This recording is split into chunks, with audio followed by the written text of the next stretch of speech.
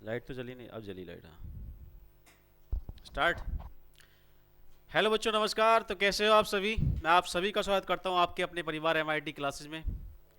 आशा करता हूं कि आप सभी स्वस्थ होंगे, जबरदस्त होंगे और मस्त होंगे और अपनी पढ़ाई को भी बेहतरीन ढंग से कर रहे होंगे। तो आ जाओ आप सभी अपनी अपनी क्लास में। आपकी क्लास स्टार्ट हो चुकी है। केमिस्ट्री का लेक्चर आपका स्टार्ट हो चुका है और शाम के बज चुके हैं 7:15। ठीक है, तो आपकी क्लास स्टार्ट हो चुकी है। देखिए, जो देरी से जागेगा वो देरी से ही कुछ पाने वाला है। ठीक है, इसलिए अभी समय है आपके पास। आप अपनी पढ़ाई को जितना जल्दी हो सके स्टार्ट कर दीजिए। अपनी मेहनत में लग जाइए। ठीक है, अपनी मेहनत के दम पर अपना जो भी आप प्राप्त करना चाहते हो, अच्छी परसेंटेज और अच्छा अपने समाज में मान सम्मान प्रतिष्ठा, तो इसके लिए आपको पढ़ना पड़ेगा। पढ़ना पड़ेगा ज़रूर, हर हाल में पढ़ना पड़ेगा। और टाइम का इंतज़ार नहीं करना है, एग्ज़ाम का इंतज़ार नहीं करना है। आपको एकदम रेडी रहना है कि पेपर कभी भी हो, टेस्ट कभी भी हो, हमें एकदम अंदर से ये फीलिंग आनी चाहिए कि कभी भी पेपर हो हम तैयार हैं। I am ready. ठीक है, तो मैं तो रेडी हूँ पढ़ाने के लिए। क्या आप भी तैयार हैं? चलिए, देखिए, आज जो टॉपिक हमारा रहने वाला है वो कल का चैप्टर हमने स्टार्ट किया था, वैद्युत रसायन, इलेक्ट्रोकेमिस्ट्री। इलेक्ट्रोकेमिस्ट्री के अंदर हमने पढ़ा था कि क्या होता है अभी वैद्युत रसायन, अर्थात विज्ञान की, कौन से विज्ञान की? रसायन विज्ञान की वह शाखा जिसके अंतर्गत हम वैद्युत ऊर्जा को रासायनिक ऊर्जा में और रासायनिक ऊर्जा को वैद्युत ऊर्जा में कन्वर्ट कर सकते हैं। ठीक है, और क्या बताता है? और बताया था हमने कि चालक पदार्थ, जो कंडक्टर्स होते हैं, वो कौन कौन से होते हैं, या हमने चालकता के आधार पर पदार्थों का वर्गीकरण किया था, क्लासिफिकेशन ऑफ द मेटर्स, किस पर? Based on conductivity. ठीक है, क्या बताया था कि नंबर एक चालक, दूसरा अचालक और तीसरा अर्धचालक। ठीक है, चालक पदार्थ वे कहलाते हैं जो या जिनके अंदर ऊष्मा और विद्युत धारा का प्रवाह आसानी से सुविधापूर्वक किया जा सकता है, उन्हें हम चालक पदार्थ कहते हैं। और जिनके अंदर विद्युत या ऊष्मा का प्रवाह आसानी से नहीं कर सकते हैं, उसे हम अचालक कहते हैं, इंसुलेटर्स कहते हैं। अर्धचालक वो होते हैं जिनकी चालकता अर्धचालक पदार्थों से, सॉरी, जिनकी चालकता अचालक पदार्थों से अधिक होती है परंतु चालक पदार्थों से कम होती है, उन्हें हम अर्धचालक पदार्थ कहते हैं, जैसे जर्मेनियम, सिलिकॉन। ठीक है, ये सब मैंने आपको उदाहरण बताए थे। साथ ही साथ मैंने आपको बताया था कि जो धात्विक चालक होते हैं उनके अंदर क्या होता है, उनके अंदर जो विद्युत धारा का प्रवाह होता है वो मुक्त इलेक्ट्रॉनों के माध्यम से होता है। और जो आपके विद्युत अपघटनी चालक होते हैं उनके अंदर विद्युत का प्रवाह, विद्युत का चालन मुक्त आयनों की सहायता से होता है। ठीक है, इसके बाद हमने वैद्युत अपघट्य के बारे में चर्चा करी थी। क्या करी थी? वैद्युत अपघट्य क्या होता है कि ऐसा कोई विलयन या कोई पदार्थ, ऐसा जलीय विलयन या कोई पदार्थ या कोई कोई भी सॉल्यूशन जिसके अंदर अगर हम विद्युत धारा प्रवाहित करते हैं, इलेक्ट्रिसिटी फ्लो करते हैं और वो वाला पदार्थ अपने आयनों में टूट जाता है, वियोजित हो जाता है, तो उसे हम वैद्युत अपघट्य कहते हैं। और ये टूटने की घटना ही क्या कहलाती है? वैद्युत अपघटन या फिर इलेक्ट्रोलाइसिस कहलाती है। ठीक है, साथ ही साथ हमने जिक्र किया था कि हम प्रबल वैद्युत अपघट्य कौन से होते हैं और दुर्बल वैद्युत अपघट्य कौन से होते हैं। प्रबल वैद्युत अपघट्य में हमने बताया था कि ऐसे पदार्थ या ऐसे वैद्युत अपघट्य जिनमें आयनों का पूर्ण ऑक्सीकरण होता है या जिसका पूर्ण ऑक्सीकरण संभव है, वो प्रबल वैद्युत अपघट्य कहलाते हैं। और दुर्बल वैद्युत अपघट्य वो होते हैं जिनके अंदर या जिनका आयनन आंशिक रूप से होता है, पार्शियली होता है, वो दुर्बल वैद्युत अपघट्य कहलाते हैं। ठीक है, इन सब के बारे में हमने चर्चा करी थी। आइए अब नेक्स्ट टॉपिक पर आते हैं। आपका टॉपिक है सेल। सेल, देखिए ये सेल वो वाला सेल नहीं है, कभी आप कोशिका को सेल समझ रहे हो। ये सेल रसायन विज्ञान वाला सेल है जिसके माध्यम से हमारे मतलब हर जगह मतलब इसका उपयोग किया जाता है। जैसे आप घड़ी, हाथ की घड़ी मान लीजिए, आप कहते हैं कि घड़ी का सेल डाउन हो गया, तो वो वाला सेल की बात करते हैं। साथ ही साथ मान लीजिए आपके पास जो टॉर्च है, टॉर्च के अंदर सेल डाला जाता है, वो भी सेल होता है एक, वही वाला सेल। ठीक है, और साथ ही साथ आप देखते हैं क्या बैटरी होती है बड़ी बड़ी, जिसके माध्यम से आप इन्वर्टर की सहायता से आप पंखे चलाते हो, वो भी बैटरी अपने आप में क्या एक सेल होता है। ठीक है, चलिए तो सेल के बारे में हम चर्चा करते हैं। क्या होता है सेल भाई? देखिए,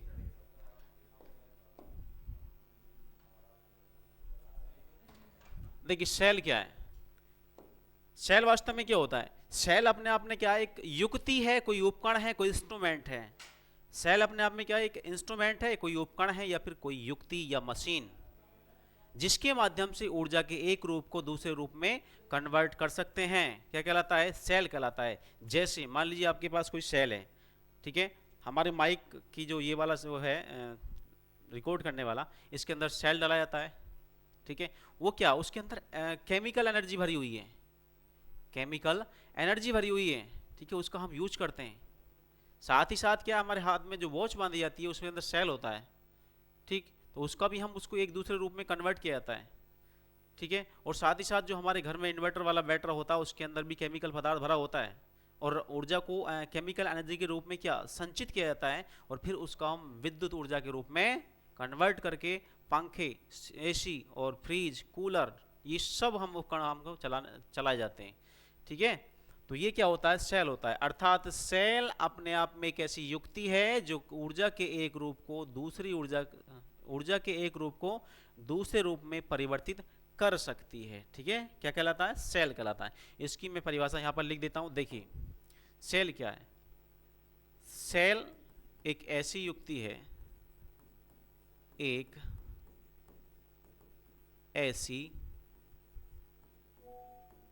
युक्ति, या हम लिख सकते हैं उपकरण,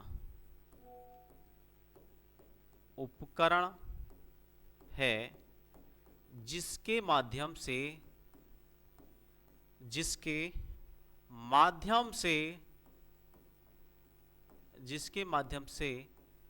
हम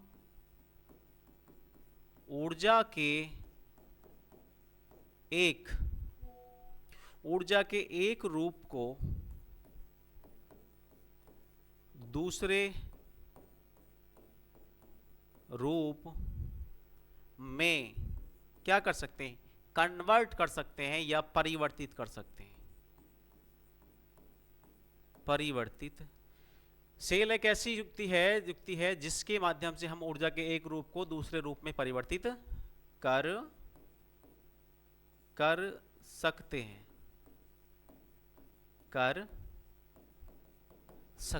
आई बात समझ में, ये बात समझ में आ गई आपके। सेल क्या है, सेल एक ऐसी युक्ति है, उपकरण है, इंस्ट्रूमेंट है या मशीन है जिसके माध्यम से हम ऊर्जा के एक रूप को दूसरे रूप में परिवर्तित कर सकते हैं। जैसे रासायनिक ऊर्जा को विद्युत ऊर्जा के रूप में, और विद्युत ऊर्जा को रासायनिक ऊर्जा के रूप में, ठीक है।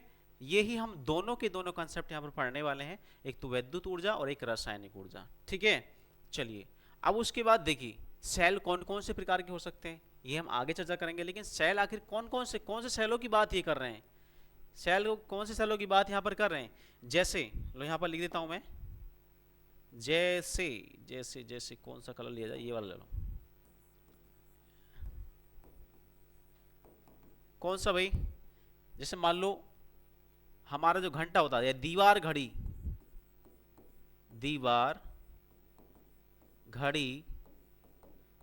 में प्रयुक्त सेल, ठीक है। और क्या, जो हमारी हाथ वाली घड़ी होती है, हाथ वाली घड़ी में प्रयुक्त सेल,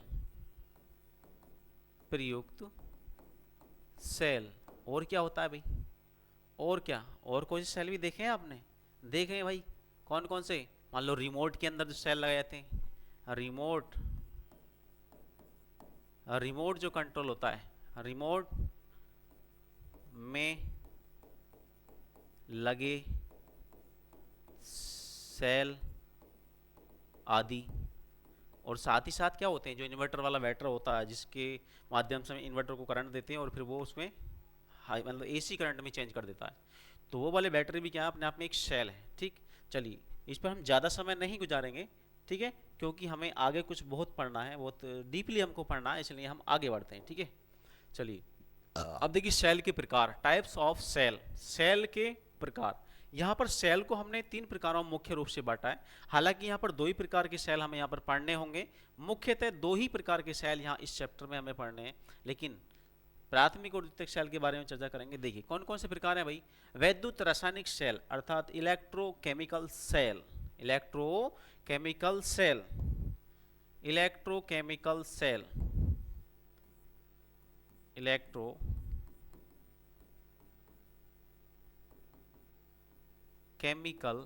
सेल, ठीक है। प्राथमिक सेल अर्थात प्राइमरी सेल,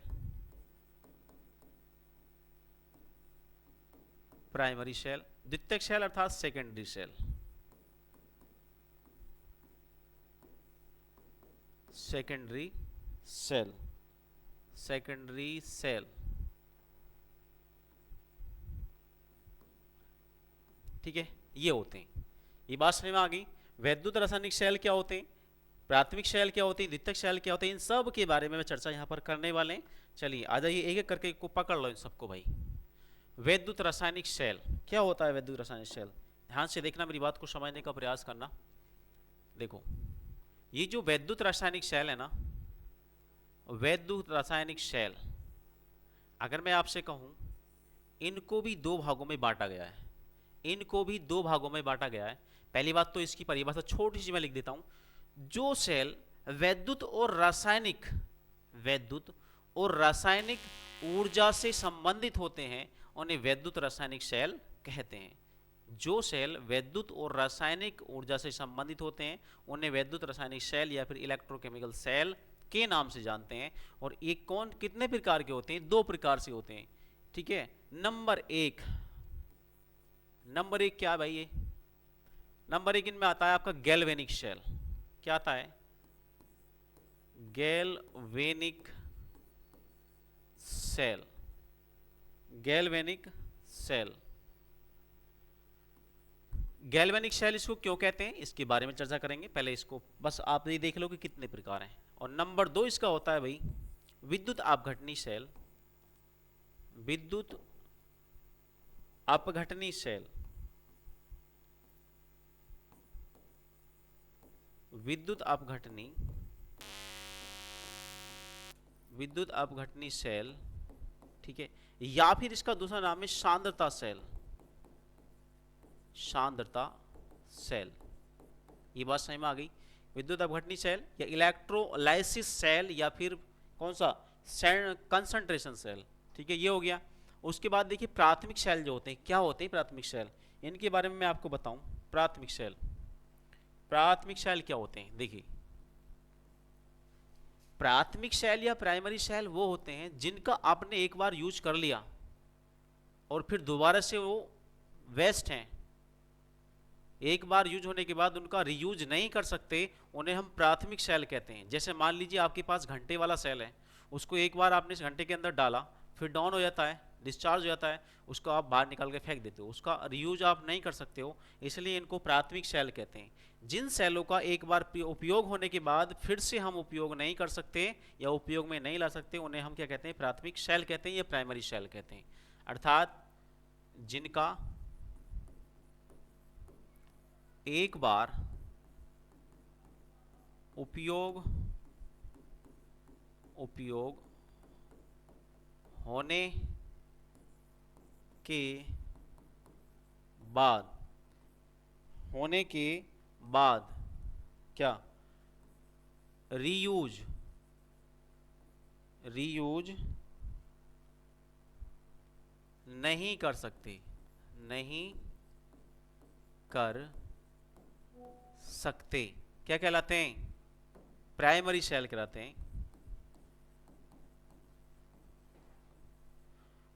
प्राइमरी सेल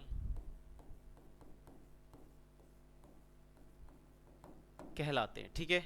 चलिए अब देखिए जो द्वितीयक सेल होते हैं वो क्या होते हैं भाई, द्वितीयक सेल, इसको थोड़ा इधर कर लो, मैं यहां आ जा भाई तू, अब द्वितीयक सेल, यहां आ जाओ। द्वितीयक सेल क्या होते हैं भाई, देखिए जो द्वितीयक सेल होते हैं ये क्या होते हैं, आपने एक बार इनका उपयोग कर लिया, एक बार आपने उपयोग में ले लिए और उपयोग करने के बाद इनको दोबारा से आप चार्ज कर सकते हो, आवेशित कर सकते हो और फिर से इनका उपयोग कर सकते हो आप, तो ये कहलाते हैं द्वितीयक या फिर सेकेंडरी सेल। अर्थात जिनका एक बार उपयोग होने के बाद क्या रीयूज कर सकते हैं, रीयूज कर सकते हैं, क्या कहलाते हैं, द्वितीयक सेल, द्वितीयक, ओ माय गॉड सही से लिखा जाए भाई, ऐसा क्यों करता है, ओह हो, ऐसे क्या कर रहा है, क्या कहलाते हैं, सेकेंडरी सेल कहलाते हैं। अरे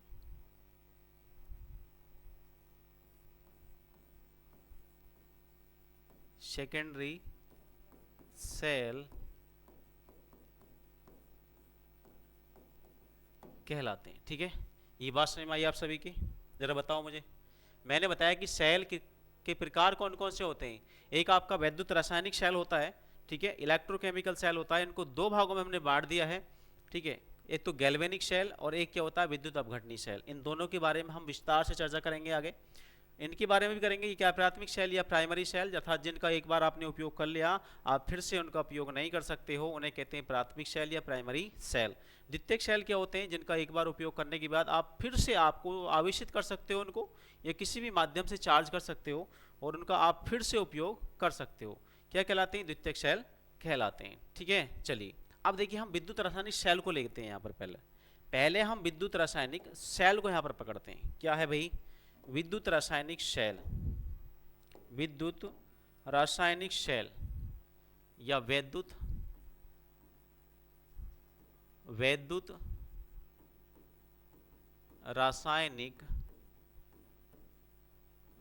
रासायनिक सेल। मेरी बात समझ में आ रही है आप सभी को? मेरी बात समझ रहे हैं आप, नहीं समझ रहे? जरा बताओ जरा सभी। अगर कोई बच्चा लाइव हो तो आप जरा मुझे बताएं, वैद्युत रासायनिक सेल समझ रहे हैं आप बात? कोई दिक्कत परेशानी किसी को तो जरा बताओ। किसी को कोई दिक्कत हो तो जरा मुझे बताओ। किसी को कोई दिक्कत नहीं है? बढ़े आगे, चलिए आ जाइए। देखिए वैद्युत रासायनिक सेल क्या होते हैं, अर्थात जो सेल वैद्युत और रासायनिक ऊर्जा से संबंधित होते हैं वैद्युत रासायनिक सेल कहते हैं। पहले इसकी हम शॉर्ट यहाँ पर लिख देते हैं। क्या भाई, इसके बारे में मुख्य जानकारी देखो। नंबर एक, जो सेल वैद्युत तथा रासायनिक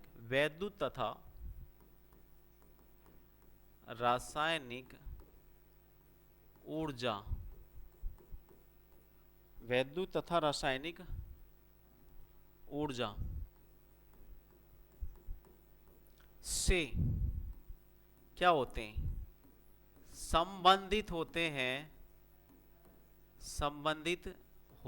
हैं, उन्हें क्या कहते हैं, वैद्युत रासायनिक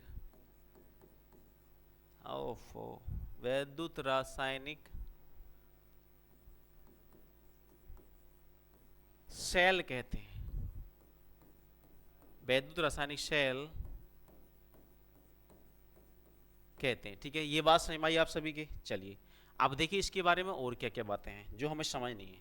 जो ये वैद्युत रासायनिक सेल है ना, इनका सबसे पहले जो अध्ययन किया था, इन सब के बारे में जो एक्सपेरिमेंट किए थे वैद्युत रासायनिक सेल के बारे में, उनमें एक रसायनज्ञ का नाम आता है जिसका नाम है क्या, गैल्वनी। ठीक है, क्या नाम है, गैल्वनी। ठीक है, और उस साथ साथ क्या थे, एक थे आपके वोल्टा, एक तो गैल्वेनी और एक क्या थे, वोल्टा। ये दो रसायनज्ञ थे और इन्होंने सबसे पहले वैद्युत रासायनिक सेल के बारे में इन्होंने चर्चा की, उस पर एक्सपेरिमेंट किए और उसके आधार पर अपने सिद्धांत प्रतिपादित किए। और इसीलिए इन सेलों को क्या कहा जाता है, ये तो वोल्टीय सेल या फिर गैल्वेनिक सेल। क्या कहते हैं इनको भाई, क्योंकि इनका सर्वप्रथम एक्सपेरिमेंट किसने किया, वोल्टा व गैल्वनी। क्या भाई, गैल्वनी नामक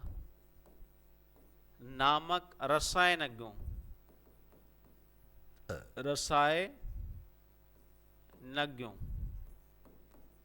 ने किया।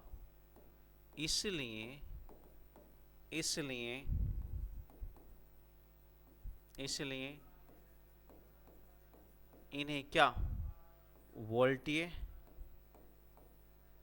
वोल्टीय या गैल्वेनिक गैल्वेनिक, ठीक है, या फिर डेनियल, क्या भाई, डेनियल सेल, डेनियल सेल के नाम से भी जाना जाता है। ठीक है, ये बात आप सभी के समझ में आई? क्या क्या बात बताई मैंने, क्या बात बताई भाई? देखिए, पहली बात मैंने बताई, जो सेल वैद्युत तथा रासायनिक ऊर्जा से संबंधित होता है उन्हें हम वैद्युत रासायनिक सेल कहते हैं, और इनका सर्वप्रथम एक्सपेरिमेंट या इन पर आधारित प्रयोग किसने किए? सर्वप्रथम गैल्वेनी तथा वोल्टा नामक रसायनज्ञों ने किए, इसलिए इन्हीं के नाम पर इनका नाम क्या पड़ गया? क्या? गैल्वेनिक या फिर वोल्टीय सेल। और साथ ही साथ इसको हम डेनियल सेल के नाम से भी जानते हैं। डेनियल सेल क्यों कहते हैं इसके बारे में हम चर्चा करने वाले हैं, ठीक है, क्यों कहते हैं।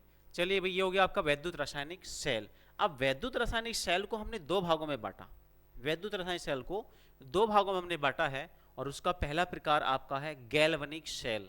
क्या कहते हैं भाई? Galvanic cell. अब हम इसको पढ़ेंगे, गैल्वेनिक सेल को। देखिए, आ जाइए भाई, गैल्वेनिक सेल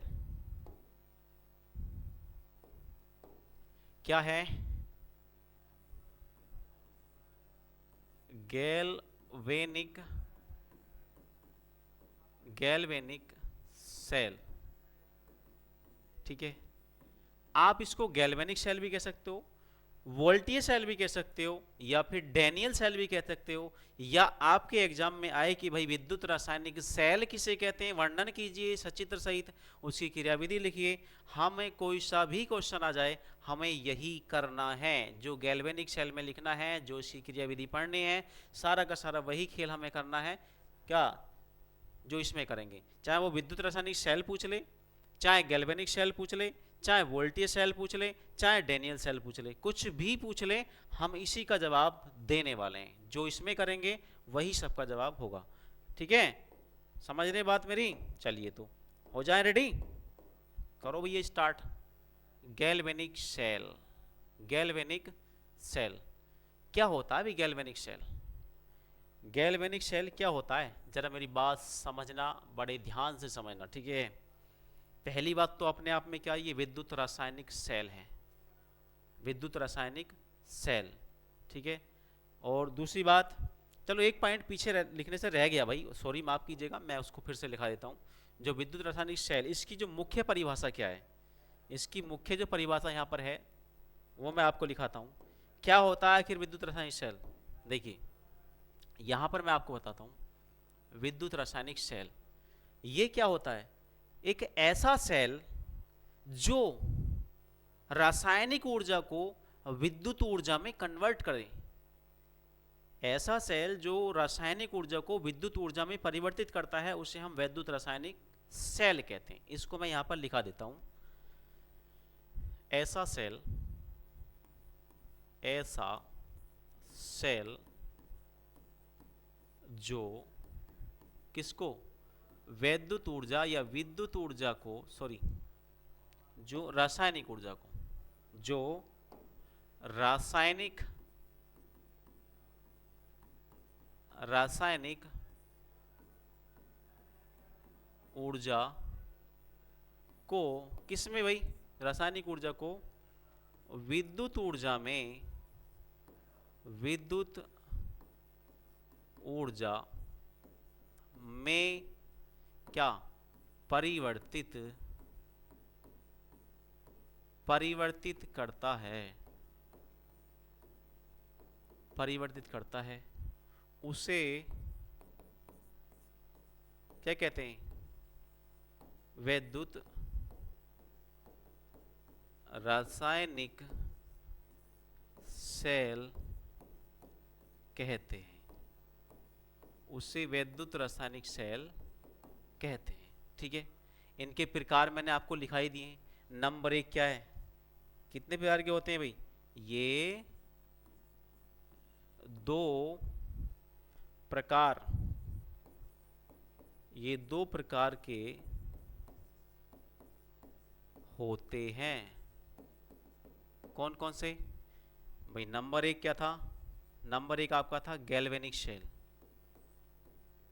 गैल्वेनिक सेल, ठीक है। नंबर दो आपका क्या था भाई? नंबर दो था विद्युत अपघटनी सेल, विद्युत अपघटनी सेल, या फिर इसी का दूसरा नाम है सांद्रता सेल। क्या भाई? सांद्रता सेल, ठीक है, ये थे। अब यहां पर हम उसी गैल्वेनिक सेल का हम जिक्र करने वाले हैं, उसको पढ़ने वाले हैं, ठीक है। देखो गैल्वेनिक सेल क्या है, ये तो आपको पता चल गया कि ये क्या अपने आप में क्या है, एक विद्युत रासायनिक सेल है, अर्थात ये रासायनिक ऊर्जा को विद्युत ऊर्जा में परिवर्तित करने वाला है।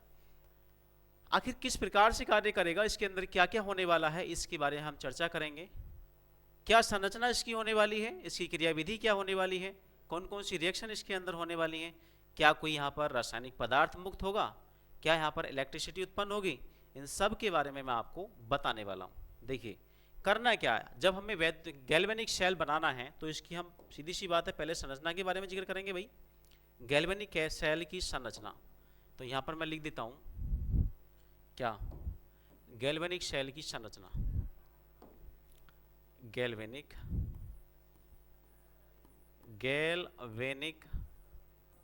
सेल की संरचना, स्ट्रक्चर ऑफ गैल्वेनिक सेल। ये बात समझ में आ रही है आप सभी की? मेरी बात समझ रहे हैं आप सभी? अगर समझ रहे हैं तो बड़ी अच्छी बात है भाई, अगर आपके समझ में आ रही है तो बहुत अच्छी बात है। तो चलिए मैं इसको अब बनाने का प्रयास करता हूँ। कैसे? ध्यान से देखना। मुझे इस गैल्वेनिक सेल को बनाने के लिए कोई दो पात्र ले लो, कोई भी दो पात्र आप ले सकते हो, कोई भी दो पात्र आप यहाँ पर ले सकते हो। पात्र कैसे, देखो अभी मैं बनाता हूँ, यहाँ पर दो पात्र यहाँ पर बनाता हूँ मैं।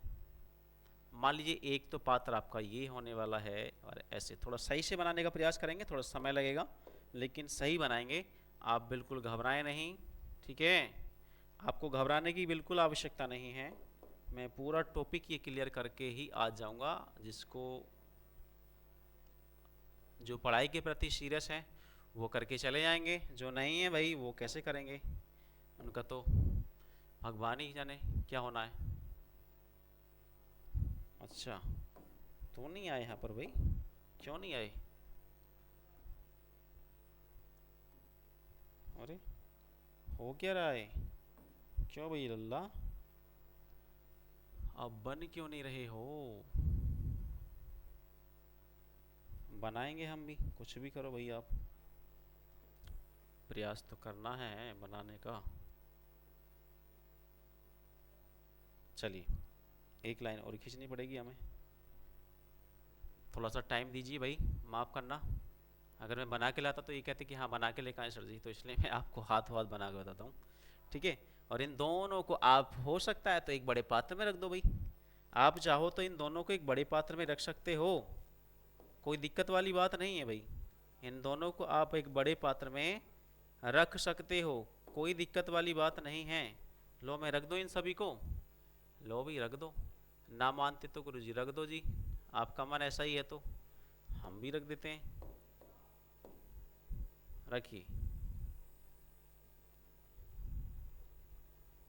देखिए आज अभी एक लाइन और खींच जाओ।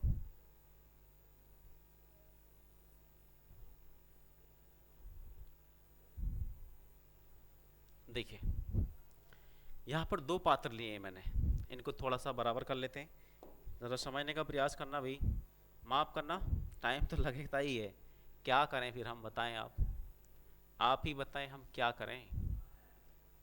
चलिए ये हो गया।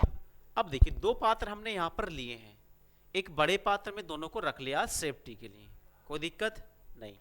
अब जो ये दो पात्र हमने लिए हैं, क्योंकि यहाँ पर गैल्वेनिक सेल अपने आप में एक विद्युत रासायनिक सेल है, इसलिए रासायनिक ऊर्जा को विद्युत ऊर्जा में कन्वर्ट करना पड़ेगा। अब विद्युत ऊर्जा में कन्वर्ट करने के लिए हमें रासायनिक पदार्थ तो चाहिए भाई, रासायनिक पदार्थ चाहिए ना चाहिए, तो इसलिए हम दोनों के दोनों पात्रों में कोई दो रासायनिक पदार्थ लेने वाले हैं, और रासायनिक पदार्थ के रूप में हमें लवण लेना है, साल्ट लेना है, ठीक है। और इसमें मुख्य रूप से स्पेशली हम जो लेफ्ट वाला पात्र है उसमें हम जिंक सल्फेट का जलीय विलयन लेने वाले हैं। जिंक सल्फेट, लो यहां पर मैं जिंक सल्फेट बना देता हूं। Zinc sulphate, zinc sulphate.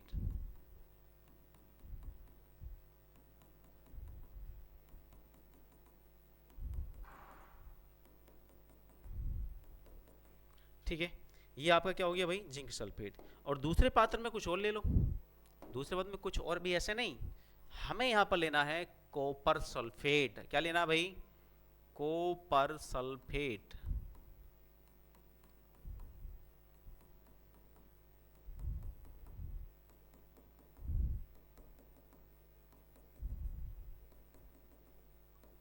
ठीक है, इनको मैं लिख देता हूं दोनों को।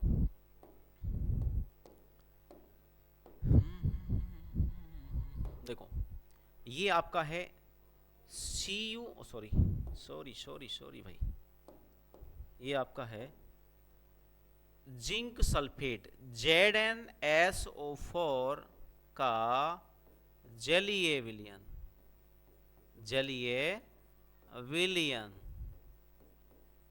आई बात समझ में। और ये वाला जो है ये क्या है भाई, ये है आपका कॉपर सल्फेट CuSO4 का जलीय विलयन,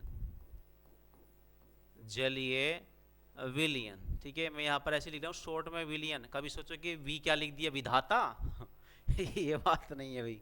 ठीक है, ये CuSO4 का जलीय विलयन हो गया। चलिए अब क्या करेंगे, दोनों के दोनों अंदर, दोनों का हमने जलीय विलयन ले लिया है अलग अलग पात्रों में। ठीक, अब देखो जिसका विलयन हमने लिया है, जो जो धातु इन विलयनों में है, हम एक एक रोड उनकी उठाकर ले आएंगे, मार्केट से ले आओ भैया, कहीं से ले आओ। ये ZnSO4 है, जिंक सल्फेट का जलीय विलयन है, तो एक जिंक की सल्फेट लेकर आएंगे और एक हम कॉपर की, सॉरी एक जिंक की रोड उठाकर लाएंगे और एक कॉपर की रोड उठाकर लाएंगे या छड़ ले आएंगे, और जिनको हम इलेक्ट्रोड के रूप में यहाँ पर उपयोग में लाने वाले हैं। ठीक है, तो मान लो यहाँ पर ले आओ भी, कुछ लेके आते हैं, चलो ले आओ भी। यहाँ पर आप लिखेंगे जिंक, जिंक की रोड, जिंक की रोड लगा दो भाई, जिंक की रोड। अगर नहीं मानते तो लगा दो, आप कहाँ मानते हो भाई, लगाना ही है आपको तो लगा दो, कहाँ दिक्कत है। ठीक है, ये लगा दी लो हमने भाई, और लगाओ, इनको मिला दो भाई, दो भाई, मिलानी जरूरी है तो बिल्कुल मिलाओ साहब, हम कब मना करा, इसको भी मिला दो। चलिए अब देखो, इसको मैं थोड़ा सा वो कर दूं, ऐसे कर देता हूँ मैं इसको, ब्लैक से कर दें, ब्लैक से करें या वाइट से करें, चलिए चलिए चलिए कोई बात नहीं, हम यहाँ पर एक कलर और लेते हैं, इसको लेते हैं ये। ठीक है, ये हमने रोड यहाँ पर जिंक की ले ली है, या जिंक की छड़ हमने यहाँ पर ले ली है। ये किसी कोई दिक्कत परेशानी तकलीफ हो तो ज़रा बताओ मुझे, हमने यहाँ पर ये रोड ले ली है। चलिए अब देखिए, इसमें हम जिस भी धातु का विलयन लिया है उसकी रोड लगाएंगे, अर्थात इसमें क्या Cu है तो इसमें Cu की लगा दो, कहाँ दिक्कत, कोई दिक्कत नहीं ना, तो Cu की लगा दो भाई, Cu की रोड इसमें लगा दो।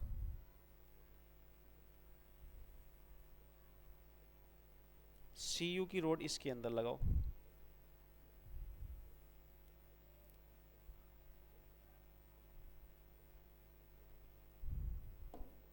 अरे किसी क्यों नहीं तो भाई, अरे ऐसा मत कर भाई, ओ हो हैंग सा हो रहा सिस्टम, या का तो भाई, कहाँ तक हैंग होगा हैंग नहीं होने देंगे भाई, तो कहाँ का चक्कर है। देखो भी टाइम तो लगेगा, ठीक है, ये ज़रा ध्यान रखना, थोड़ा सा बोर मत होना, आपसे रिक्वेस्ट है। चलिए ये होगी आपके पास किसकी, कोपर की छड़, किसकी भाई, कोपर, कोपर कोपर, हम यहाँ पर ये लेते हैं, चलिए इसको ले लेते हैं, ये आपकी कोपर की छड़ हो गई, कोपर की रोड होने वाली है। ठीक है, चलिए ये हमने ले ली कोपर की रोड। अब देखो ये जो हमने जिंक की रोड ली है, इसका नाम देंगे एनोड, क्या देंगे, इसको हम बोलने वाले हैं भाई एनोड बोलने वाले हैं इसको, इसको बोलेंगे एनोड। ये अपने आप में क्या है, एनोड है, A N O D E, anode, ठीक है। और ये जो है ये क्या है यहाँ पर भाई, ये यहाँ पर क्या है, कैथोड। क्या है, कैथोड। लेकिन इस बात का ध्यान रखना, इस गैल्वेनिक सेल के अंदर जो एनोड है उसकी प्रकृति क्या हो जाती है, नेगेटिव हो जाती है। क्या हो जाती है, नेगेटिव या फिर ऋणात्मक। तो इसलिए यहां पर ये क्या है, माइनस। क्या है भाई, माइनस। और ये यहां पर क्या है, प्लस। क्यों होता है, ये सारी बात हम बताएंगे, जरा आगे बढ़ते रहो, ठीक है। कैसे, चलो आपने दो रोड तो यहां पर लगा दी। अब दो रोड लगाने के बाद में आपने क्या लिया, दोनों में विलयन भी ले लिया भाई। अभी कौन सा कुछ होने वाला थोड़ी है, जब तक विस्फोट ना हो तो बात थोड़ी बनेगी, नहीं बनेगी। तो क्या करना चाहिए भैया, पहले ना दोनों रोडों को जोड़ो। अब दोनों रोड किससे जोड़ें, क्या बिजली से जोड़ दूं, है भाई, बिजली से जोड़ूं? अरे भाई बिजली से नहीं जोड़ने की है, हमें बिजली बनानी है, तो बिजली थोड़ी देनी है ना, इनसे बिजली लेनी है हमें। तो इसलिए हम इसको, इन दोनों को एक चालक तार के माध्यम से जोड़ देंगे। किससे जोड़ेंगे, चालक तार के माध्यम से। ले लो कोई भी चालक तार भाई, एक चालक तार यहां पर हम लेंगे इस प्रकार से, एक चालक तार। और यहां पर एक मीटर लगाएंगे जिसका नाम है गैल्वेनोमीटर। और साथ ही साथ यहां पर एक आप कुंजी लगा सकते हो, पहले इसको मिलाओ ऐसे। यहां पर आप एक कुंजी लगा दो भाई, क्या लगा दी, कुंजी। ये क्या है, ये भाई गैल्वेनोमीटर है, गैल्वेनोमीटर, ठीक है, ये गैल्वेनोमीटर है। और ये क्या है, कुंजी। क्या है, कुंजी जानते हो किसे कहते हैं, अरे भैया स्विच को कहते हैं। क्या भी कहते हैं, ऑन कर दे ऑफ कर दे, वो वाला स्विच होता है ये कुंजी, ठीक है। अब दोनों की दोनों रोड्स को हमने एक चालक तार के माध्यम से जोड़ दिया। क्या भी ये चालक तार, अरे जिसमें करंट फ्लो हो सकता है उसकी बात कर रहे हैं, और क्या कर रहे हैं। चलिए, अब गैल्वेनोमीटर क्यों लगा यहाँ पर, देखिए मुख्य रूप से ये क्या है, गैल्वेनोमीटर शब्द, गैल्वेनोमीटर का जो यूज किया जाता है वो बहुत सूक्ष्म वोल्टेज को मापने के लिए किया जाता है। और चूंकि ये गैल्वेनोमीटर यहाँ पर क्यों लगा, क्योंकि ये गैल्वेनिक सेल में प्रयोग किया जा रहा है, इसलिए इसको गैल्वेनोमीटर भी कहा जाता है, ठीक है। आगे बात समझ में, चलिए। तो ये हो गया आपका गैल्वेनोमीटर। अब चलो आपने इन रोड्स को तो जोड़ दिया, क्या करंट फ्लो हो सकता है, अरे भैया करंट फ्लो हो सकता है क्या, कैसे हो जाएगा। अभी देखिए हमने सॉल्यूशन को नहीं जोड़ा है, जो साल्ट आपने दो लिए हैं, जो साल्ट लिए हैं, लवण लिए हैं आपने, उनको तो कनेक्ट नहीं किया आपने। जब कनेक्ट नहीं होगा दोनों के दोनों रासायनिक पदार्थ, तो कैसे उनमें को उछल पुछल होने वाली है, कुछ नहीं होने वाला। तो इसलिए भैया पहले इन दोनों सॉल्यूशन को भी जोड़ो, इनको भी कनेक्शन मतलब जोड़ो, इनका कैसे जोड़ो।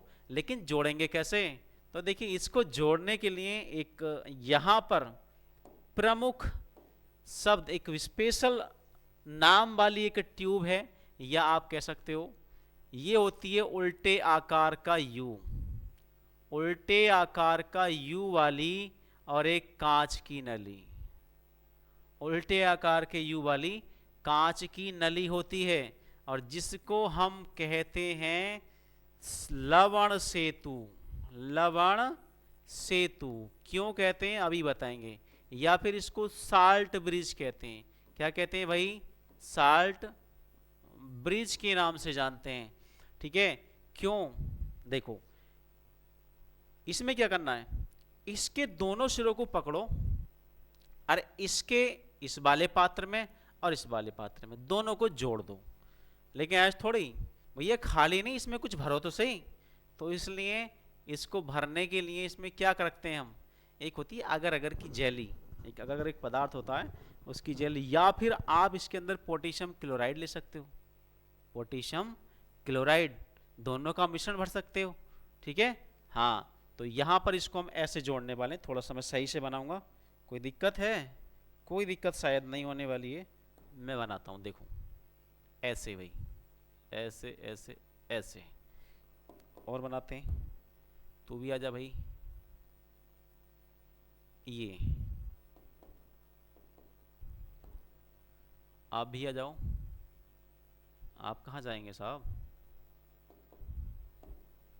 लो भाई, आपको तो आना पड़ेगा ही, क्या हवस किए फिर अब बताओ, आप जाएंगे कहाँ फिर?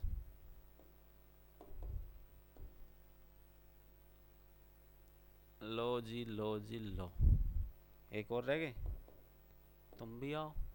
तुम्हें किसी ने मना किया भाई? आप भी आ जाओ।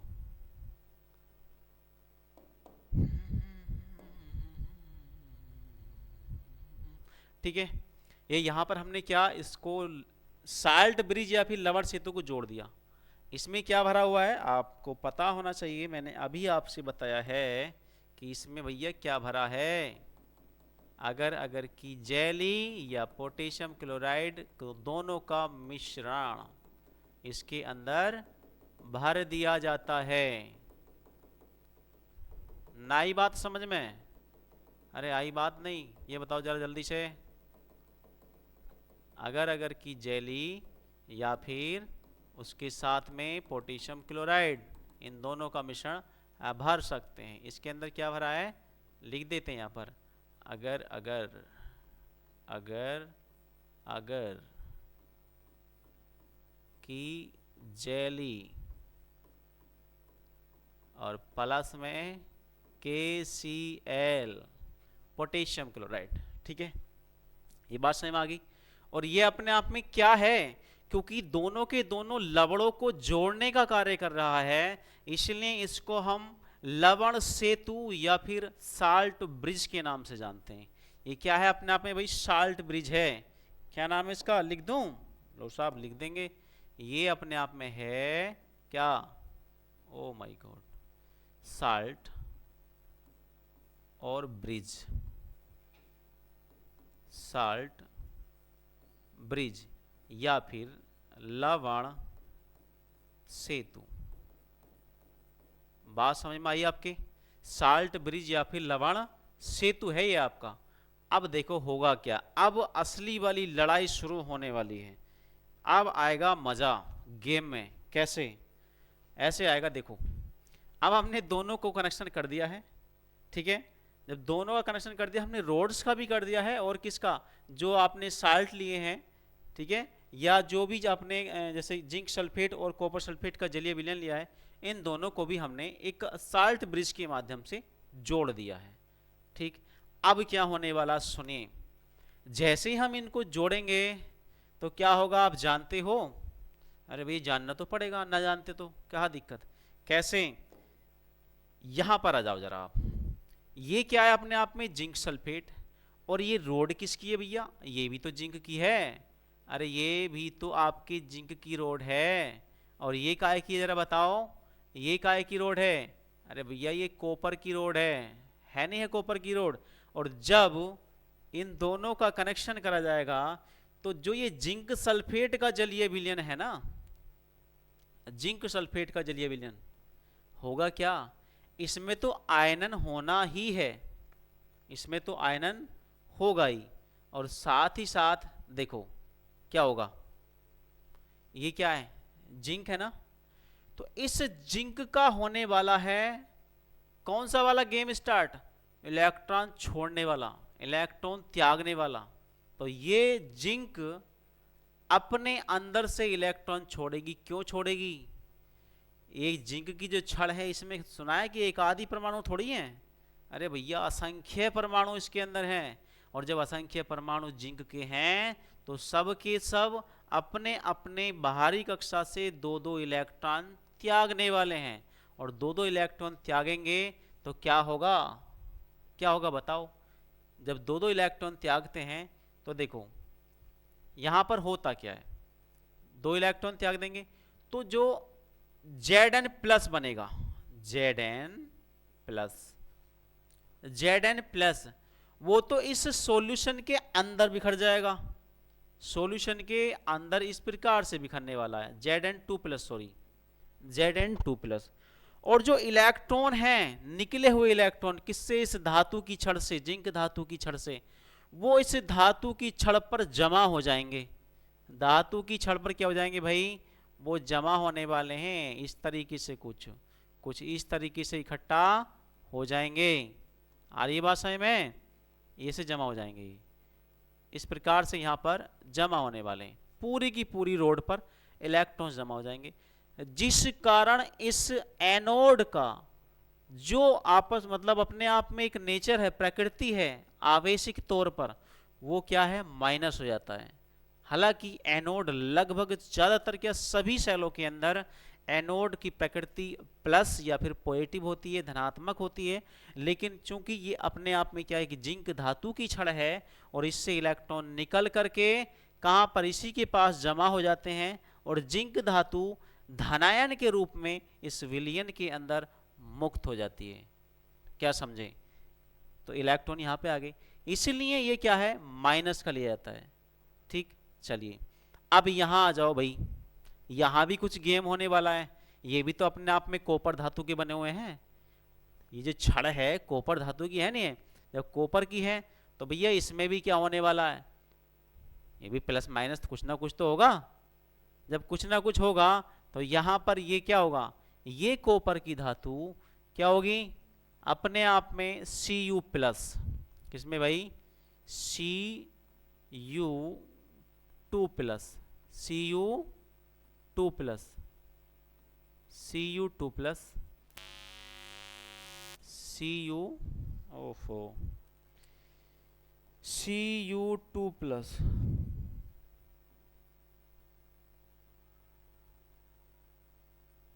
Cu2 प्लस, Cu2 प्लस, ऐसे ही है। ठीक है, यहां पर ये होने वाला है। और देखो यहां पर क्या खेल होगा, अरे भैया यहाँ पर क्या होगा, ये SO4 माइनस माइनस भी तो होने वाला है, SO4 2 माइनस, इस प्रकार से। ठीक, अब होगा क्या, ये जो इस जिंक धातु की छड़ पर ऋण आवेश जमा हुआ है, इकट्ठा हुआ है, तो क्या होगा, ये इस चालक तार के माध्यम से इधर जो कॉपर है प्लस का आयन, कॉपर जो धनायन है, इधर की तरफ गति करना स्टार्ट हो जाएंगे, इधर की तरफ गति करना शुरू कर देंगे, अर्थात इलेक्ट्रॉनों की गति की दिशा ये होने वाली है।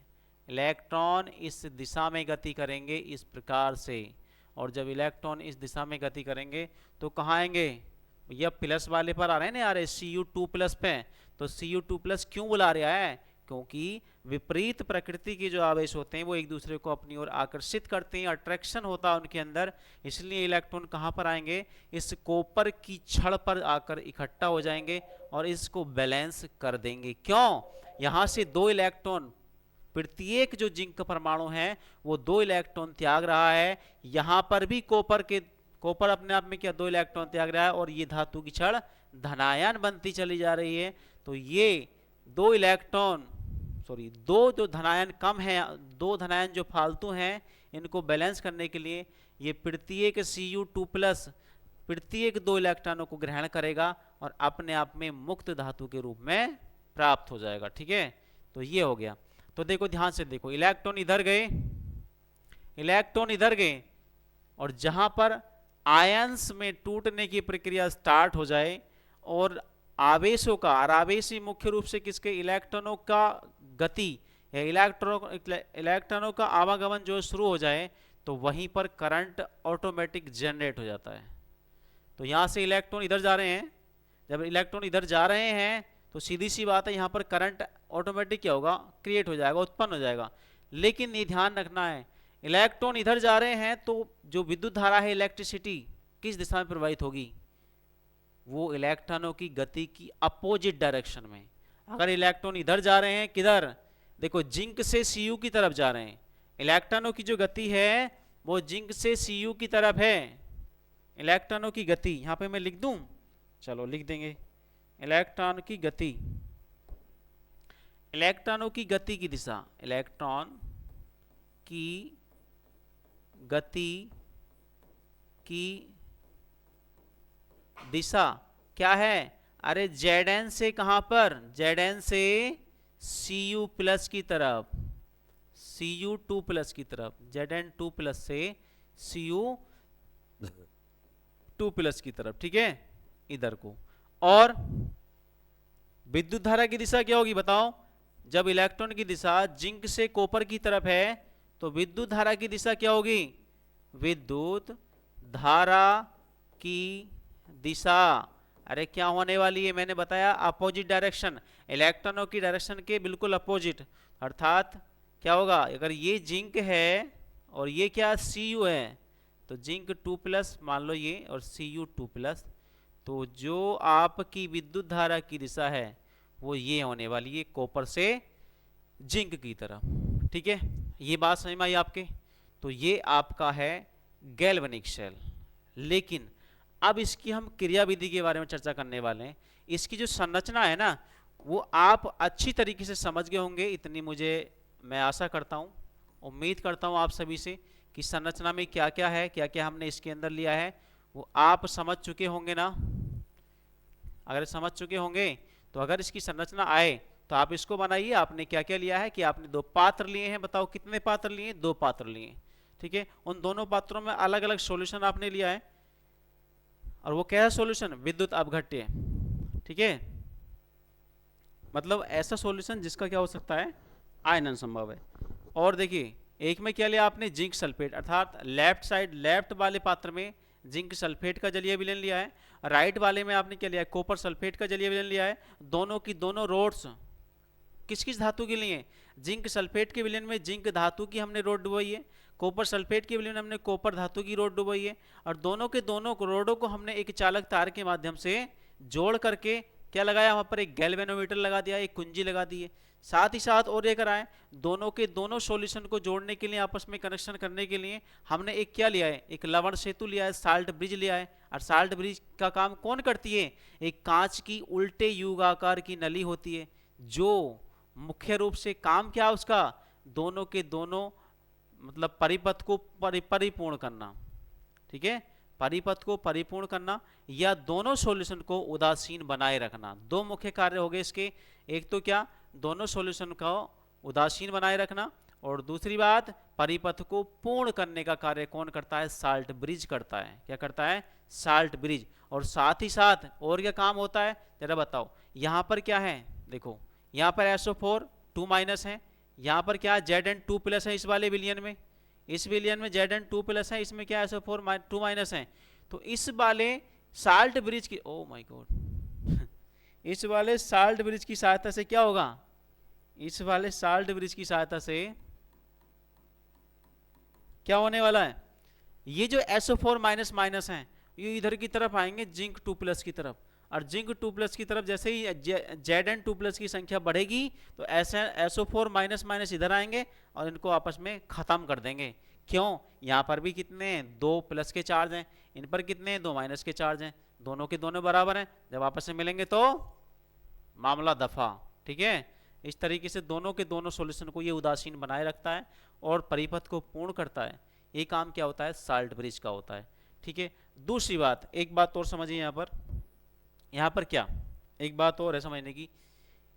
इस वाले सेल के अंदर हम बहुत सूक्ष्म वोल्टेज का करंट मतलब क्रिएट कर सकते हैं, और इसमें मुख्यतः गैल्वेनिक सेल के अंदर अगर हम इस गैल्वेनोमीटर की सहायता से मापें तो यहाँ पर जो वोल्टेज आने वाला है, क्या आने वाला भैया? जो वोल्टेज आने वाला है यहाँ पर, वो वोल्टेज कितना आएगा? वो वोल्टेज होता है 1.10 वोल्ट, 1.10 वोल्ट। इतना वोल्टेज का करंट हम इस गैल्वेनिक सेल की मदद से क्रिएट कर सकते हैं या बना सकते हैं, ठीक है। ये बात आप सभी की समझ में आई? चलिए अब देखिए इसकी क्रियाविधि समझते हैं। संरचना के बारे में आप अपने आप लिख सकते हैं, कोई दिक्कत वाली बात नहीं है। एनोड क्यों कौन सी होती है? अगर ज़्यादा दिक्कत आ रही है तो देखो, ध्यान से देखो, इधर देखो, यहाँ पर मैं बताऊँ आपको एक छोटी सी ट्रिक मैं आपको बताता हूँ। ये आपका क्या लिखा मैंने? ALON लिख दिया मैंने, एलोन। ये एलोन मक्स वाला ना है, एलोन है, एलोन, ठीक है। ये ए का मतलब क्या है? ए का मतलब क्या है बताओ? ए का मतलब क्या है भाई? अरे एनोड। ए का मतलब यहाँ पे क्या है? एनोड। एनोड। एल का मतलब जानते हो? लेफ्ट। क्या है भाई? लेफ्ट। ओ का मतलब क्या है? ऑक्सीडेशन। ऑक्सीडेशन, ये बात बाद में बताएंगे अभी। और एन का मतलब क्या है? एन का मतलब क्या है? एन का मतलब कुछ ही मान लो, कोई जरूरी थोड़ी है हर चीज़ का मतलब होता है। चलो कोई बात नहीं, इतना ही आप याद रखना एलोन में। ठीक, इसमें क्या होता है मैं बताऊंगा आपको।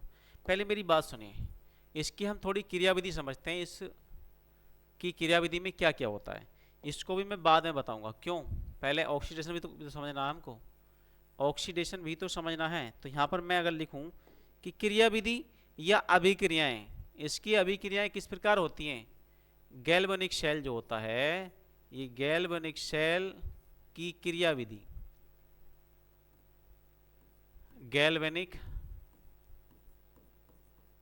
गैल्वेनिक सेल की क्रिया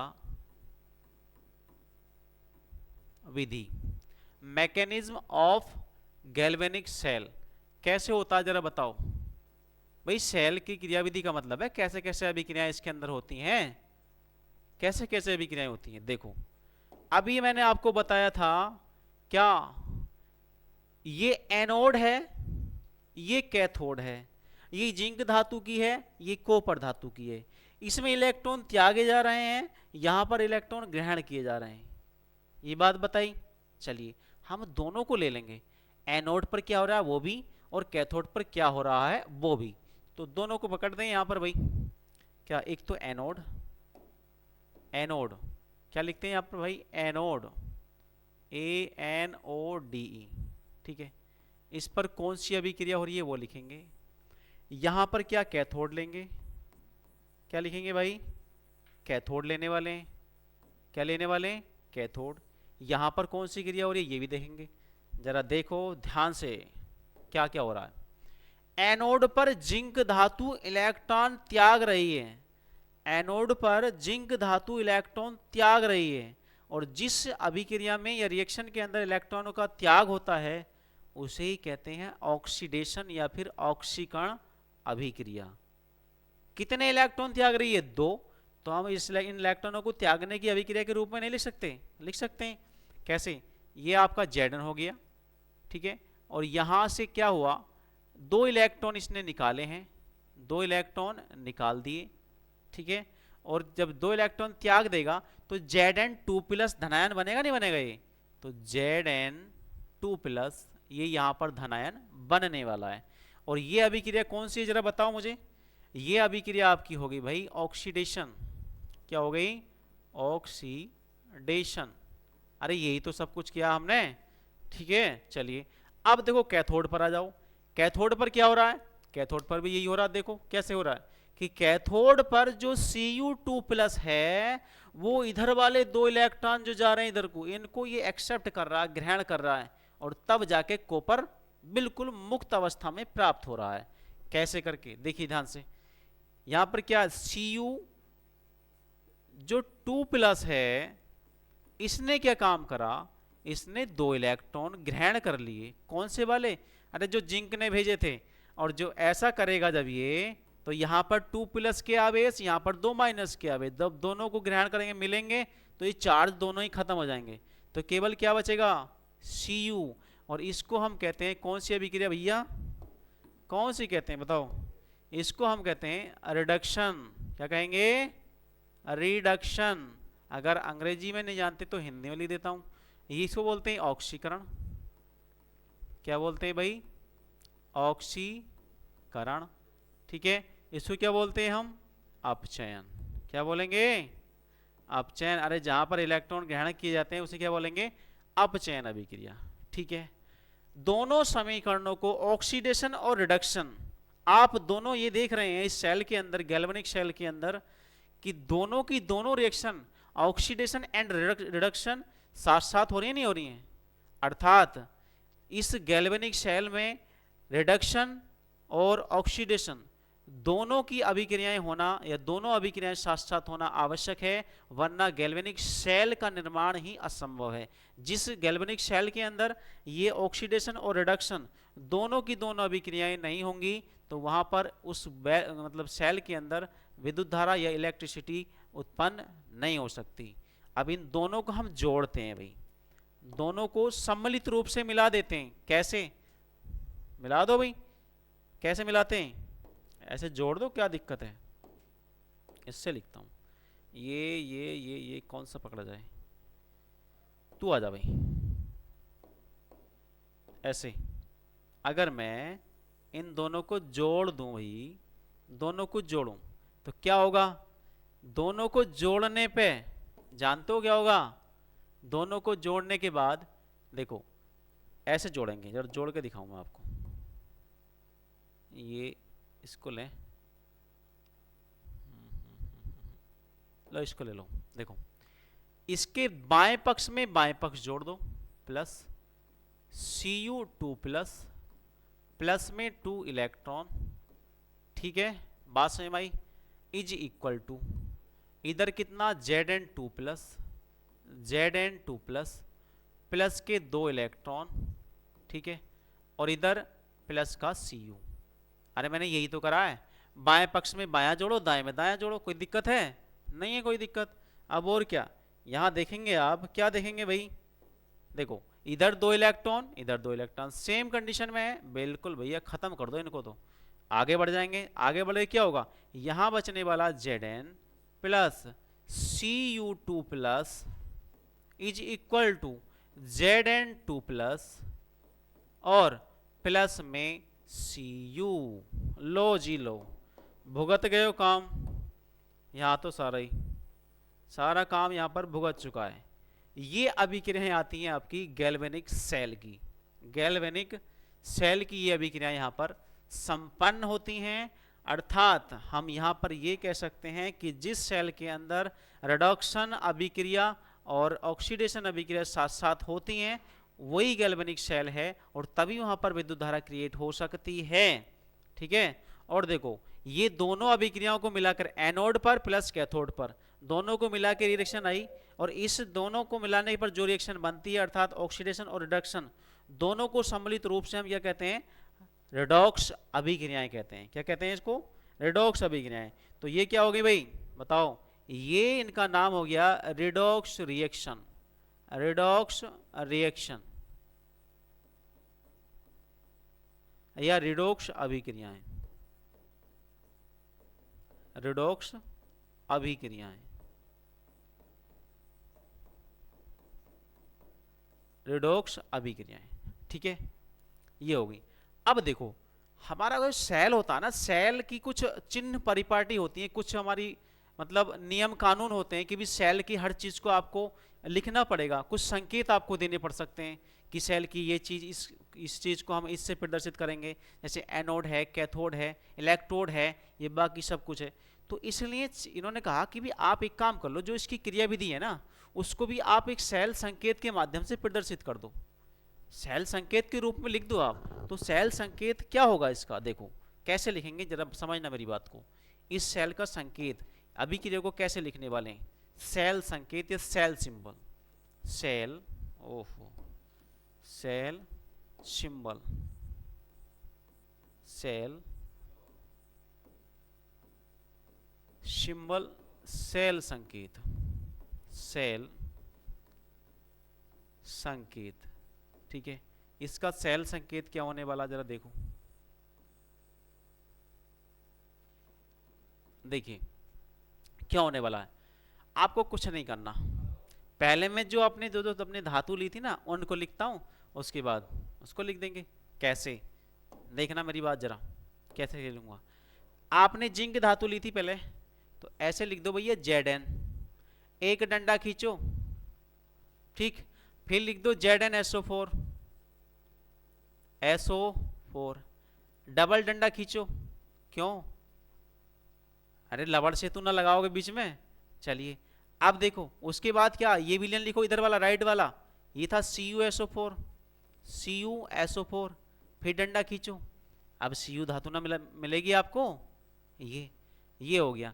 अब इस समीकरण को अगर आप लिखना चाहो, या हम इसको ऐसे भी लिख सकते हैं, या इसको ऐसे भी लिख सकते हैं।